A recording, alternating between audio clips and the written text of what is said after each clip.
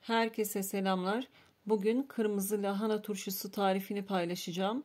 Yapımı çok kolay, çok pratik. Hemen yapıp 2 gün sonra tüketebilirsiniz ve aylarca muhafaza edebilirsiniz. İster salatalarınıza kullanın, ister sade olarak tüketin.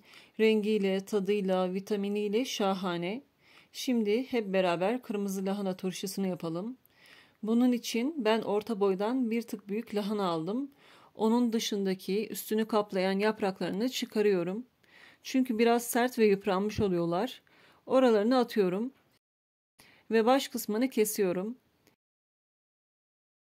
Daha sonra ortadan ikiye kesiyorum ve yarım olanı yine çeyrek parçalara bölüyorum.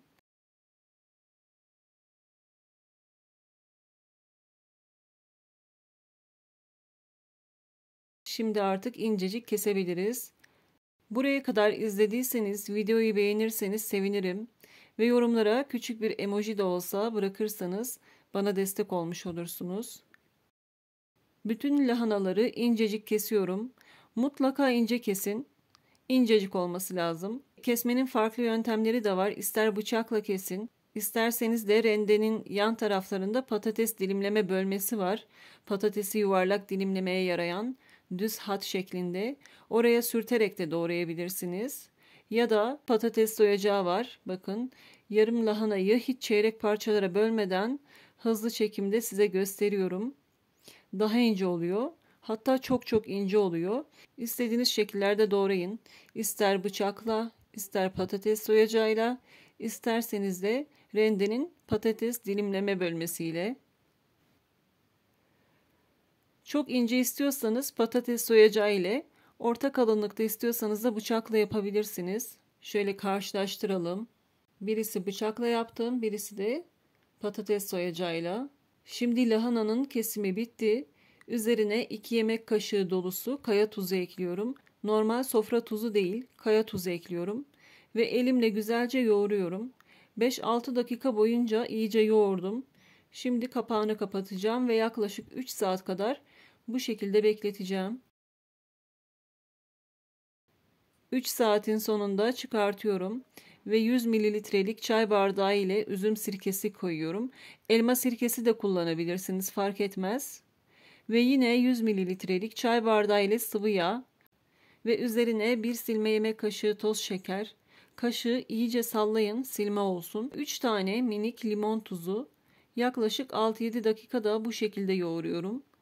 Limon tuzu ve şeker iyice eriyene kadar yoğurmaya devam ediyorum. İsterseniz kapağını kapatarak 1 saat de o şekilde bekletip eridikten sonra yine birkaç dakika daha elinizde yoğurabilirsiniz. Ama vaktiniz varsa yoğurmanızı tavsiye ederim. Artık şekeri, tuzu, limon tuzu hepsi eridi. Şimdi kavanozlara doldurabilirim. Kalan suyunu daha sonra kavanozların üzerine ekleyeceğim. Kavanozun içine iyice bastırabilirsiniz. Epey de alıyor. Çok da bereketli. Bir lahanadan 2 yarımlık kavanoz ve bir küçük kavanoz çıktı. Şöyle kavanozu görüyorsunuz. İyice de bastırdım. Suyunu üzerine boşaltabilmek için bir parmak kadar bir boşluk bırakıyorum. Buraya kadar izlediyseniz bana destek olmak için kanalıma abone olabilirsiniz. Kanalıma abone olmak tamamen ücretsizdir. Abone ol tuşunun hemen yanında bir zil var. Onu tıkladığınızda yeni video paylaştığımda size bir bildirim gelecek ve anında hemen izleyebileceksiniz. Ve video işinize yaradıysa lütfen beğenin.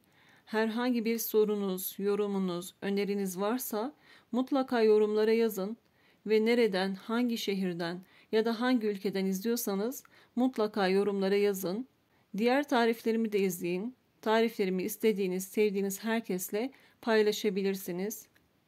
Kavanozları doldurduktan sonra kalan suyu kavanozlara ekleyelim ve kavanozun ağız kısmını temiz bir bezle ya da peçete ile temizleyelim ve kapağını sıkıca kapatalım. Bu şekilde 2 gün dolapta bekletelim. Kapağının suyunu sızdırmayacağından emin olun. Mutlaka kontrol edin. Hiç kullanılmamış kapaklar kullanın. 2 gün dolapta bekletin ve günde en az 2 kez buzdolabından çıkarıp ters düz edin ve tekrar dolaba koyun. Hatta isterseniz bir gün kapakları aşağıda, bir günde kapaklar yukarıda şekilde bekletebilirsiniz. Ama kapakların suyunu sızdırmadığına emin olmalısınız. Emin değilseniz bir aşağı bir yukarı yapıp tekrar yerine koyun. 2 gün sonra sofralarınızda yerini alabilir. Kapağını açmadıklarınızı da aylarca buzdolabında muhafaza edebilirsiniz. Açtığınızda ilk günkü tazeliğiyle yiyebilirsiniz. Şahane oldu. Çok nefis. Bunu evinizden eksik etmeyin. Hatta bol bol yapıp sevdiklerinize, yakınlarınıza da hediye edebilirsiniz. Çok şahane bir tarif. Sofralarınızı renklendirecek, bağışıklık sisteminizi güçlendirecek, bu kış vakti sizi hastalıklardan koruyacak şahane bir turşu tarifi. Yapacak olan herkese kolay gelsin. Bir sonraki tarifte buluşana kadar Allah'a emanet olun, sağlıcakla kalın.